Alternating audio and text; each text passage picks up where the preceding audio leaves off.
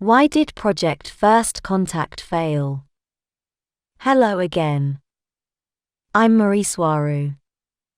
Glad to see you here again. Project First Contact was a united federation of planet-sponsored research operation to investigate and provide data for the Federation to know if the general population of planet Earth was ready or not for total extraterrestrial disclosure, together with full population contact and communication with human-like beings from other planets.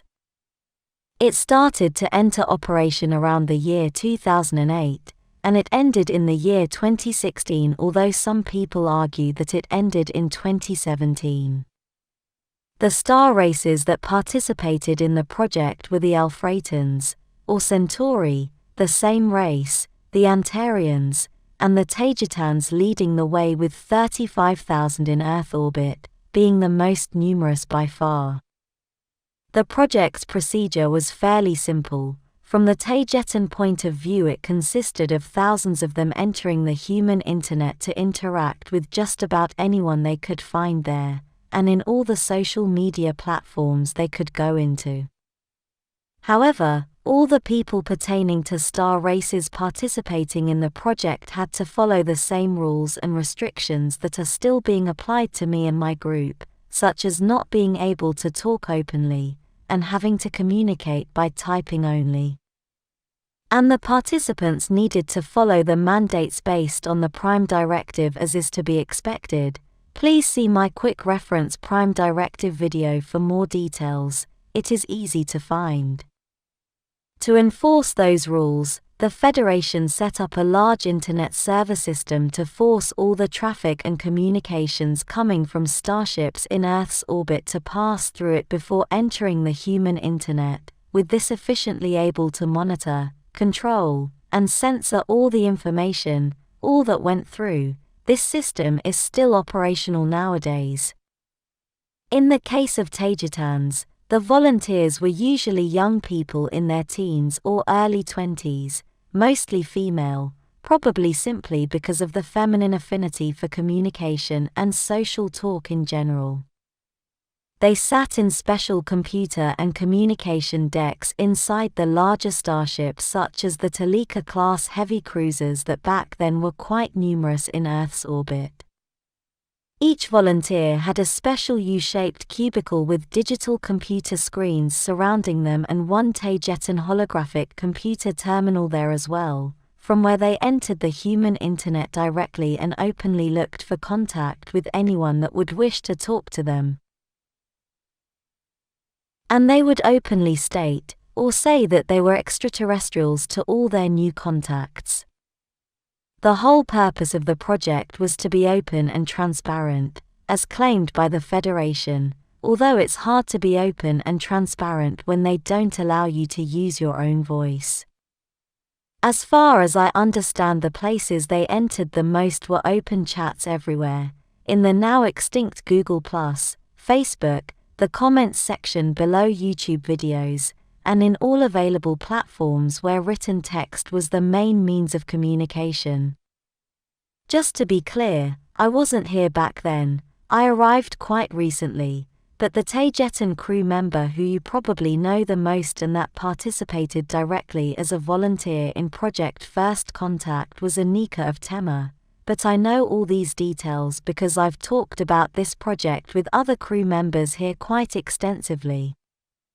As the volunteers went along, and as their communication efforts advanced, they wrote detailed reports to their project managers and coordinators, and each weekend they held a council to discuss the direction each one of them should take with their contacts if they had any, and, for that they started to follow terrestrial days of the week as a reference. Their main source of contacts started to be open chat web pages, and there is where the problems started to appear, problems that those first volunteers and their managers apparently were unable to detect, much less be able to do anything about them. They used any open chat page they could find because that would be the most efficient place to start to communicate with any human who went into those pages, precisely because they were looking for social contact. The most common reaction was simple disbelief, many times ending in the human insulting the volunteers who were claiming to be extraterrestrials, making fun of them, or simply terminating the conversation for good. But something else started to occur on a large scale. The volunteers didn't realize that the reason those humans were on those chat pages was for dating purposes, and not because the humans craved any kind of intellectual interaction, much less extraterrestrial communication, as most of them simply don't care and don't believe in extraterrestrials. As the vast majority of the people who enter those chat pages were men, and the volunteers were mostly young idealistic females, the problems started because no one thought of the cultural differences between the star races and the human ones. The human men started to make advances on the non-human females, who in turn were blind to such advances precisely because of those cultural differences, because they related those advances a simple friendliness and not with something more personal or sexual. So the female volunteers simply accepted those advances without thinking about the consequences of that, and what is worse, without setting any limits or healthy boundaries, as they failed to see the need to do so, being just about completely blind to what was really going on, and to the reason why the human was paying so much attention to them. The human males, on the other hand, started to ignore the extraterrestrial claims of the female volunteers, seeing them as simple New Age girls playing out a starseed, science fiction fantasy they didn't care about, and were very well prepared to forgive as long as the female would give in to their advances. In other words, the men didn't care if the girl was a complete nutter as long as she was receptive to his sexual interests. It was a recipe for disaster. And what made things a lot worse was that some female volunteers who fell into that situation and who did realize what was going on did fall into this trap, forming some sort of neurotic impossible relationship with their contactees, that was absolutely destined to fail from the very start and in an epic manner, simply because of the Federation restrictions they were subjected to, in the first place. As for the male volunteers, apparently, the situation and the cultural combination did not favor the formation of neurotic relationships as much, although I'm aware of at least 2 such cases, but I hardly have any more data about that side of this problem. The way Project First Contact was conducted was flawed to start with, and so were their conclusions that basically state that humans in general, and as the mass of the population goes, are in no way ready for contact with star races, not even of the human-looking kind, much less with the ones that do not look human. In the first place, open chat places are just about the very worst places to go in looking for an intelligent conversation. The people there are focused on one thing only: dating. And even as for dating, those places don't favor finding anyone with advanced ethics and spirituality, as just about all of you know. Those places are basically a total waste of time, as the objective of the people there and their frequency and vibration have nothing to do with the one of the volunteers. Sending First Contact Project volunteers into those chat places is comparable to having sent them into a low-level pub or bar to evaluate the intellectual level of humankind and their spiritual awareness. They simply will not be able to find humankind's finest examples there. The most advanced members of humankind simply don't waste their time in those places, as they obviously have much better things to do with their time. This also means that advanced humans will also know that there is no point in trying to force the mass of the general population to appreciate the things they like, such as all intellectual activities.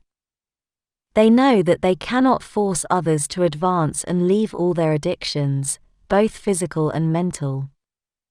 The mass of the most advanced specimens of humankind and culture are silent, difficult to find, and much into their books and their personal bubbles, yet that does not mean they are any less important and influential. Project First Contact ended sometime in 2016 or 2017, mostly because of all the problems and social frictions it created for both sides, but unfortunately, the races that were involved in that experiment, and subsequently the Federation, made their decision that humanity at large is not prepared for direct contact based solely on the very dubious results of this project. The data was flawed from the very start. They never looked for the correct people in the correct places, based simply on the ignorance of the star races themselves. They arrived on Earth orbit and openly started to talk to humans in an absurdly open manner, and with no counsel at all from people who may have known better.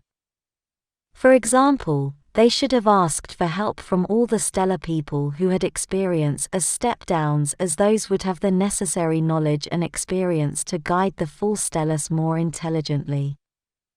Although there is always a lot more to say, I'd like to leave it here for today.